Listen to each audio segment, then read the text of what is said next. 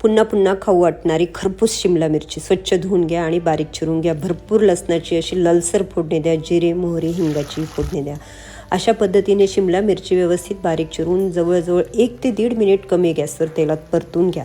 ती परतवायची झाल्यावर अर्धी वाटी डाळीचं पीठ, बेसन पीठ आणि अर्धी वाटी खरपूस भाजलेला दाण्याचा कूट अगदी बारीक केलेला बरं का, तो पण व्यवस्थित त्यामध्ये व्यवस्थित भाजून घ्या जवळजवळ 1.5 मिनिट कमी गॅसवर. नंतर तुमच्या आवडीनुसार लाल तिखट, हळद, धना पावडर, बस, जास्त मसाले टाकायचे नाही.